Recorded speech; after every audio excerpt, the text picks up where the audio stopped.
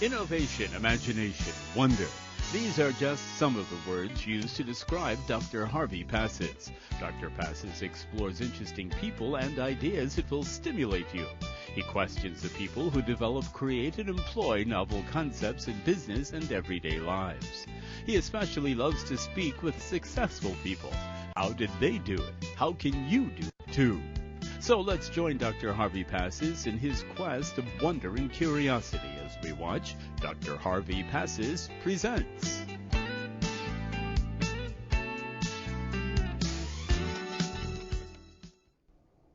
You know, there's an area of business that I absolutely enjoy. It's fun, it's exciting, it's stimulating, and it's behind the scenes. And that's what I like to call promotion and how to let people know what it is that you do. It's exciting. There are so many ways of getting the message out. I am going to introduce you today to a very dear friend of mine who has the talent, the knowledge, the ability to help individuals understand how to promote themselves, how to promote their businesses, how to promote an idea, how to get the message across so that people know that you exist. You know the old expression, the old phrase, the squeaky wheel gets all the grease.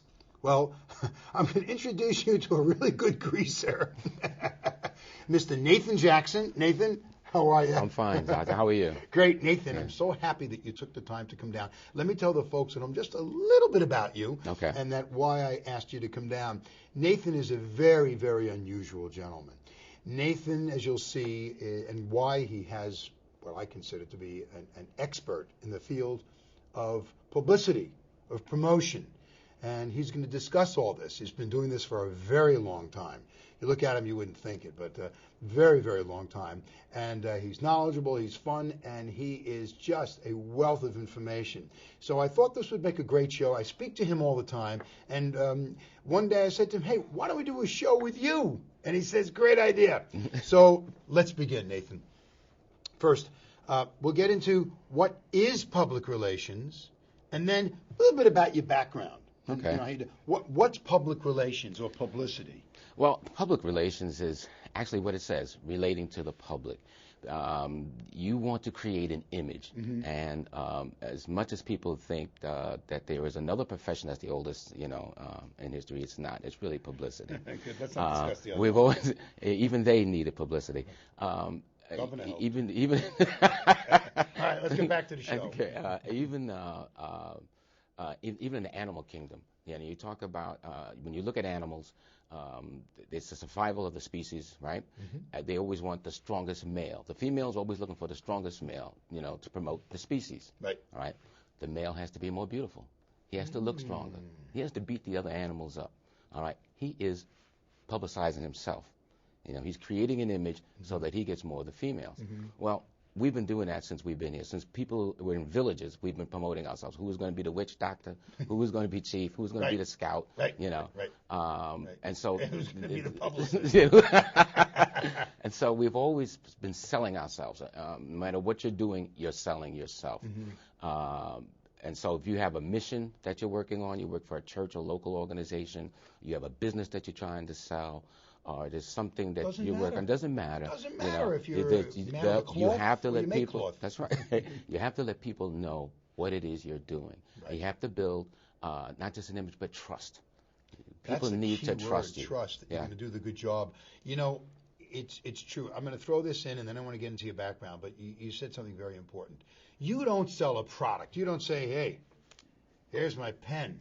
I got 25,000 of these, and you say, would you like to buy one? I say, sure, let me try it. I write with it. Hey, I like the way it feels good in my hand. The ink looks good. Yeah, I'll buy a few of these. With publicity, I can't try out anything. Right. I can't say, well, let's try it and see how good it is. Did you get me on this station? Did you get me on this newspaper? You can't.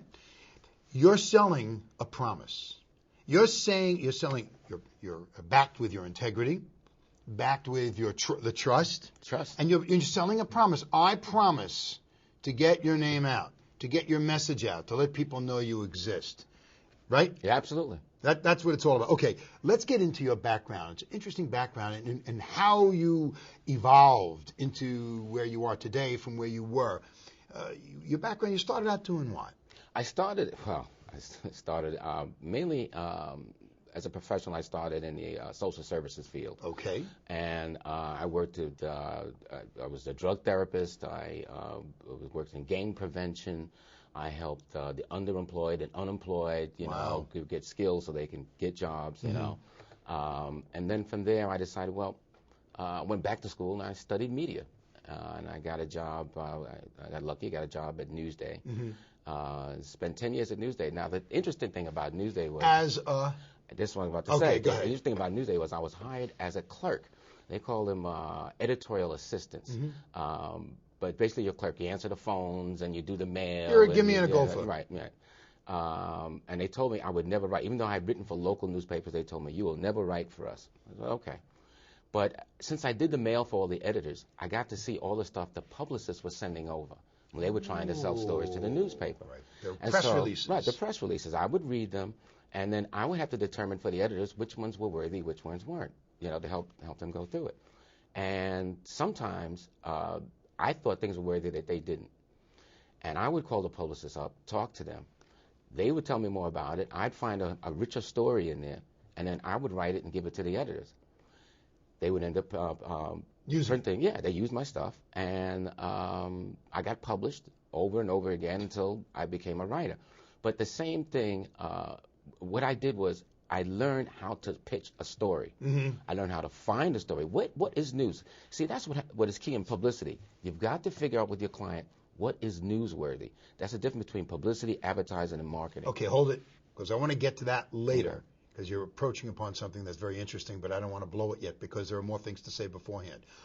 What is the difference? You just said it. Yeah. What is the difference between publicity, advertising, and marketing? Is that correct? Yes. Well, advertising and marketing are paid venues. All right. You buy space, you buy time, you get people who create brochures for you, and they send them out. They know how to do the mailings and stuff like that. So you pay for someone to print up in their magazine, newspaper, whatever print it Right. might be, for example, to say how great you are. Right. So you buy that space, and advertising has got great value. And so does marketing. I would never knock it. But publicity has a legitimacy to it. It has an air of legitimacy. Explain that. What do you mean it's got a legitimacy? Because publicity is news. What I do, and what people like me do, is try to find what is newsworthy. There's something that you're doing in your business, there's something you're doing in your life, there's something you're doing in your mission that has a news hook to it, is what they call it, in the business. And I have to find the hook. I find the hook, then I find the venue, and I sell it. So, okay, all right, we're getting ahead of ourselves again because I have so much more to say. So the one comment is that when you do publicity and you say it's news, whatever it is, whatever your message is now going to be displayed from a newspaper acting as a third-party testimonial, basically. The newspaper saying, we deemed this person's message to be newsworthy, Yes. therefore read it. That's it. As opposed to a That's box in the back saying advertisement. It builds the trust. Right. It builds the trust in that person, in the product, in Powerful. the mission. Very All right? powerful. And that's what does it. And it's what we need. It's what we need to get the message through to people. It's the same thing like if there is a doctor who advertises for a certain service, and you know it's an ad, Right. okay? And as opposed to a patient coming over to me in my practice and saying to me, hey, doc, do you know the name of a good doctor in such and such field? The referral from me, which is the same thing as the newspaper, has greater clout Absolutely. than seeing an ad. Absolutely. Right, okay. Absolutely. Great Now- credibility. Okay, so now we've discussed what you do, and not what you do, but the differences between all that and publicity and advertising. So I come to you, and I'm a client, and I say to you, hey, I got a great message. I want to get it out. Yeah. What do you do? What are your steps now? How do you go through this? The first thing to do is to be patient. You have to sit down, interview the client. You have to be patient. Yes.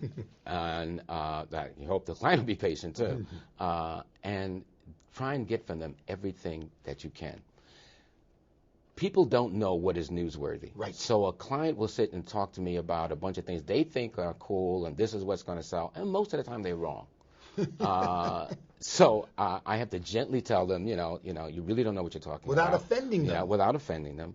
But I engage them in further conversation. I engage them. I ask them questions about their personal life. I ask them questions about the staff that they work with, and what are the things they've gone through. Within that, I'm taking notes the whole time, and I will hear something. I will find out. I'll find the hook. Mm-hmm. That will sell to one of the venues, whether it's print, radio, or television. I'll find a way to get it out. All right. I'll see what it is and shape it and then sell it. Okay, so you will have your interview and you'll just listen and listen and listen until you find what the message is, and in a way that the the public is going to become enthused about it. Instead of dog bites man, you're going to turn around and make it man bites dog. Yeah. People want to see that. Yeah, and people understand this. When you look at the news, and people don't know this, but 90% of it is PR driven. That is such a fact. People explain that. People don't understand that. Yeah. Newspapers, radio, television people don't have the time anymore that they used to. This is not the good old days, all right? And competition with the internet has made things even more intense. So they need help. And so publicists are regularly sending story possibilities to the media. They pick it up from there and they start reporting the stories that the PR people give them. All right. So most of the stuff that you're getting is not coming from some newspaper guy, who ran around, has got a great nose for news, and he's running around, and and digs up the stories. No, I mean there's some great investigative reporters. Don't get me wrong. There's some good stories out there, but most of it is coming from PR. I'm going to echo that comment because, as you well know, there is a gum company that had hired me. With the approval of the American Dental Association, to be their singing dentist because they came up with a gum, no names please, they came up with a gum that reduces decay. Right. And they had me sing the message around the United States. And I did interviews on radio and TV, etc., and it was great. But I realized as I started doing all these interviews that everything that they asked me was right off the paper that the publicity company wrote for them to do. So they didn't really have to do anything. If you're doing a good job as a publicist, if you're really good at your job, and that's why I think it's so helpful for me that I came through Newsday, that I came through news, right. Because you have to know how to sell the story. I got to know how to frame it. Right. All right. So you can deliver something that the media is happy to work with. It reduces the work on them. Yeah. And now you get your client actually shown in the light that works best for them. Everything is out there, word for word, and it's amazing. Now, there's two services that I know that you believe in helping people or companies. And could you explain the difference, the dichotomy? Because they're similar and yet they're different. Yeah. Well, traditionally, and I do what most traditional publicity companies do. I'll come in, interview you, we'll make an agreement, on cost, and as I said, I sit down, interview you, and I'll work for you month to month on a retainer, and get you publicity as often as I can. The other way to do it, and for a lot of people that don't have a large publicity budget, don't have a large advertising budget, I also offer a service where I'll come in and I'll train somebody on your staff. I'll show them how to build a resource material, all right, who to contact in the media for what they want to get done, all right, and leave it on them, all right. Now, periodically, you need me to come in and shape it up, spruce it up for you. I'll come back and do it. But in the meantime, you don't have to pay extra for publicity, and you can start getting the word out about your business or your mission. Isn't there a little difficulty when you have someone from your company, or maybe I'm wrong, contacting a media outlet person to say, hey, I represent XYZ Corporation, and we've just come up with a whole new way to make widgets. And let me tell you the features, advantages, and benefits of these widgets, as opposed to a party removed. And you say, I represent and this widget company. Is it the same thing? Is it different? It's a double-edged sword there. There is some resistance to publicists. There are a lot of publicists out there give us a bad name. Let me tell you, they'll sell anything, they'll lie. And so it behooves people like me to be even more forthright. You know, you have to be really honest. You know, you have to have real credibility with the media because there are a lot of charlatans out there. So sometimes having somebody from the company sell it can be an advantage. Oh, that's interesting. That's another way of looking at it then. I see your perspective about it Yeah. because then they're saying, hey, you guys are from the company Yeah. and you must really believe in what you're doing. All right, I'll give you a shot. Let me hear what you have to say. Yeah. And then I'll see if there's any value in it or not. Sometimes it really works. But I want to say something else to you, Doc. Go ahead. Coming through social work, Yeah. and then going through the media that I did, I care about the people I work with, and so it helps me a lot in getting things done. I feel like I work for that company. I'm not just a hired gun. Right. All right. So I get to know them, and I care about what they do and who they are, and I want them to be a success. All right. Social work taught me that. You know, it's part of my genesis. It's in my DNA. You know, as it is. And I think it helps me to be successful at what I do. Right. Well, I know for a fact that you're very effective and you're very caring because I know a number of your clients. And everybody loves you. And they see how you take them by the hand. There is another aspect to this that I'm sure that my viewer right now, I know you're thinking of this somewhere along in your mind as we're talking, and I'm going to ask it right now. Is it true that you can't guarantee? Someone says to you, I want to be on the Today Show and I want my message. Yeah. Can you guarantee that? Absolutely not. Okay. Can you guarantee that you'll try? Absolutely. And you can show your client, here's what I've been doing. Yeah. Here's who I've been And speaking you need to do that. You need to assure the client that you're working because you're working someplace that's completely out of their realm. So you need to show them what's going on. And your client can't go back and check on you. They can't call the meeting and say, well, did Nathan Jackson call? You know, because they're not going to accept that call. Right. They're not going to respond to you. So you have to, and there are some things that, even though you can't guarantee, some things are closer to a guarantee than others. All right. So you can show them in a plan. You give them a publicity plan, and you can show them step by step. These are the things that we can do. This one has more likelihood than the others. There's a long shot, but I'll keep shooting for it. In the meantime, here are some things that are very likely to be done. You know, that we'll get results from, and you'll be able to see it. It's very difficult for you to accomplish this all the time for people because of the fact that all you can do is get your client to the watering hole. You don't know when you get there if the guy who's running the watering hole will say, all right, you can stick your lips in there now or not. At the last minute, they could say, listen, someone else just came by here. I had an experience once. We were doing a big shoot, fashion show. No names. No, and we had News 12 coming down to do the whole show, and it was great. You know, everybody was lined up. The trucks pulled up, and at the last second before they got out, they got called away to a fire half a mile away. You know, everything was canceled. I've seen a lot of stuff. You know, you get right to the watering hole and they drain it. That happens, you know, sometimes, and it's out of your control. You know, you can. And let me tell you, the people who hired you are really angry at you because they've got to blame someone, and they don't want to take it on the chin. Yeah. You've got to have thick skin. You got to have thick skin in this business. One, you got to be able to handle a lot of rejection.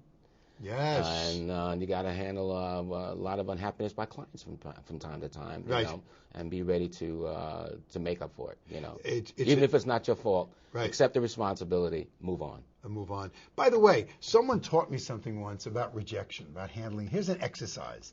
And it's great. You're going to love this. It's a great exercise for learning how to handle rejection. Follow this. This is absolutely terrific. If you're afraid of being rejected all the time and you want to build a thick skin, try this one on for size.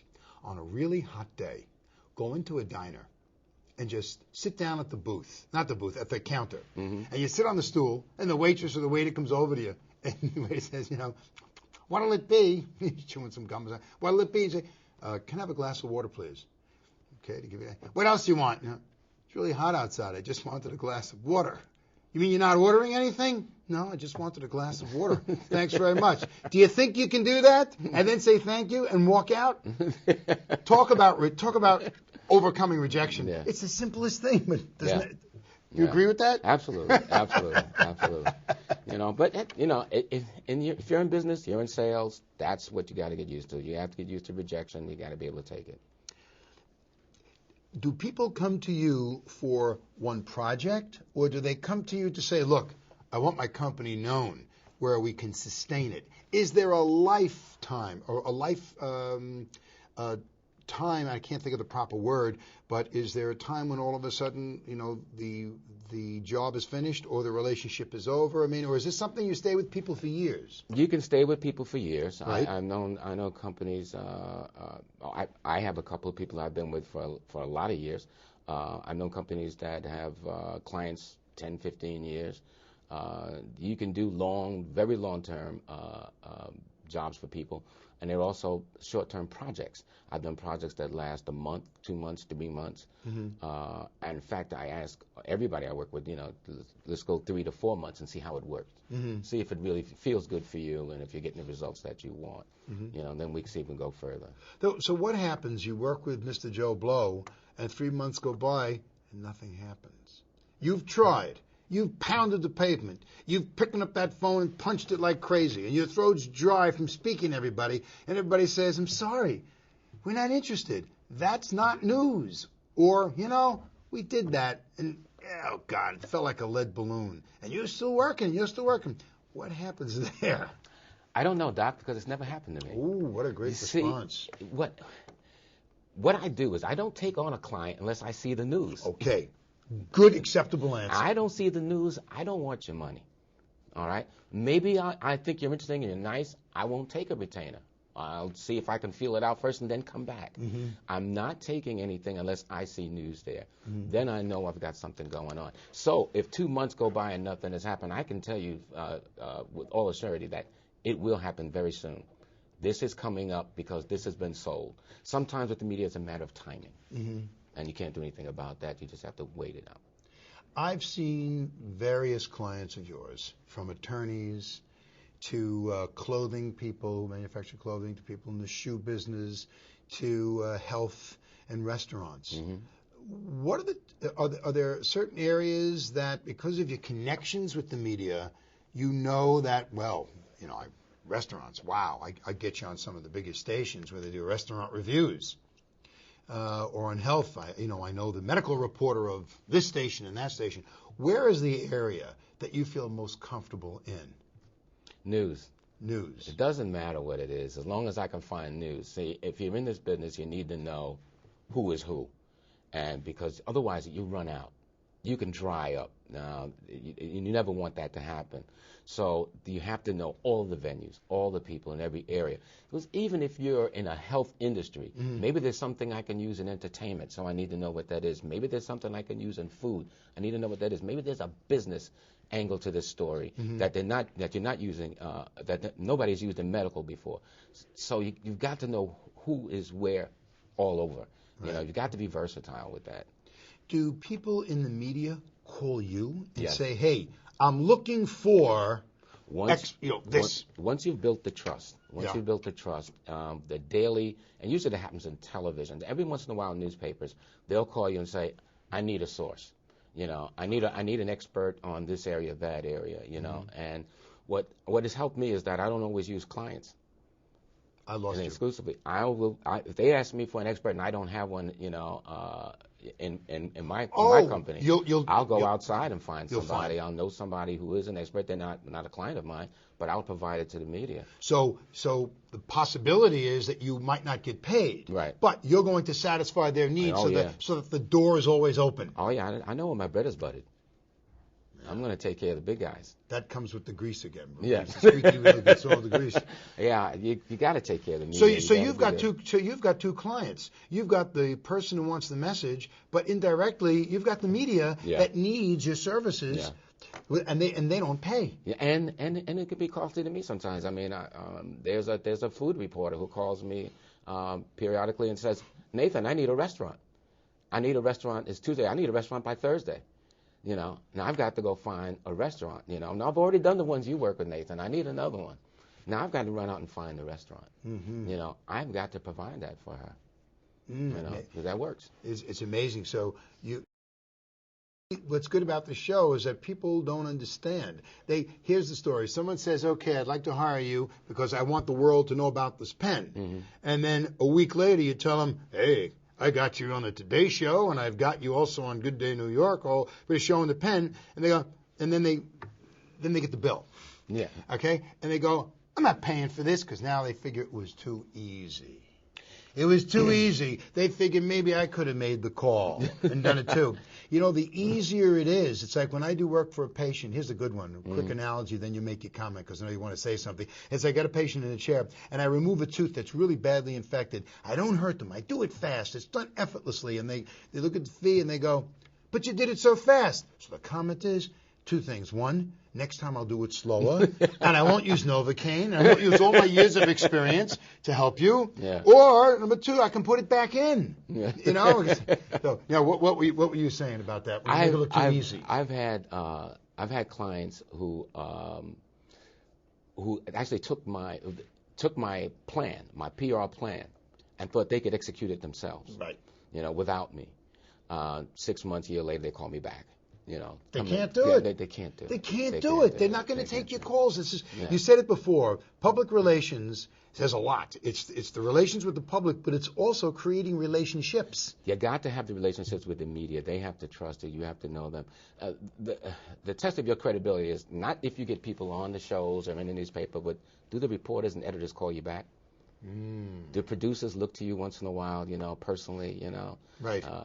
Can you have lunch or dinner with them once in a while? Right. You know. That's the other thing. You got to wine and dine these people. Oh, yeah. And they're You're better. You're better because you know they're not going to. How can I phrase this? They feel they're doing you a big favor. It's more than that. You know, you want a personal relationship, and when you meet somebody face to face, it doesn't matter how many gifts you pour on them. It's just the face-to-face meeting. You know, you get to know them. You share likes and dislikes. You get to know them as a person. Right. Next time you call, they have a picture. Right. You know, it matters. It makes a lot of difference in your success rate. I couldn't agree with you more. So we got about a minute and a half left, 2 minutes, whatever, something really fast, right? It went by quick? Yeah. Okay, what I'd like to do, see, it's great. You're on the other side of the camera now. Yeah. Okay, so in a minute or so, give us just some tips about PR. How do you know who to look for? How do you know that this person is the right person for you? What should people ask? I'm not understanding it. In other words, give a tip to the viewer watching right now. If they're considering for their business that they want to hire a PR person, how do they know they got the right person? Oh, gee, yeah. Other than you pays your money, you takes your chances. Here's a red flag. If they promise you anything, step away. Okay, good All answer. right, it's the first thing. They can't promise. They start promising, they're lying. All right. Two, some PR companies don't mind taking your money for a long time and say that within 6 months we should have something for you. It should never take that long. You've got a story that's newsworthy. They should be able to get you something within the first 2-3 months. By the fourth month, you should start seeing results. Yeah, results. You should start seeing consistent results. You should you can feel a rhythm, you know, coming about from that relationship. Find out if anybody really cares about you. You know, I worked with one guy. We be doing interviews, and he's on his cell phone the whole time we're doing interviews. You know, it's so not any rude, but they're not showing real interest. He's not in focused you or the on product. you. Right. Somebody really cares about you, what you're doing. You know, see if they got some heart. Yeah. Okay. Well, it makes great sense. It makes great sense. It's no different than any other field, actually. You know, the people there for you, do they show that they care? Nathan Jackson, I really enjoyed this. This was terrific. Too. You come down again? I certainly will. Terrific. Thank you, buddy. Doc. It's terrific. Keep up the good work. And I'm sure that my viewer watching you really got a lot out of today's discussion, because it's a kind of behind-the-scenes discussion, which is really great. So I hope you enjoyed yourself, and it was a lot of fun for me as well. And we'll see you again next time. And until then, Dr. Passes saying, whatever you do, just like Nathan Jackson, do it with passion, or what's the use? Take care. See you again next time. Thanks, Doc. Pleasure.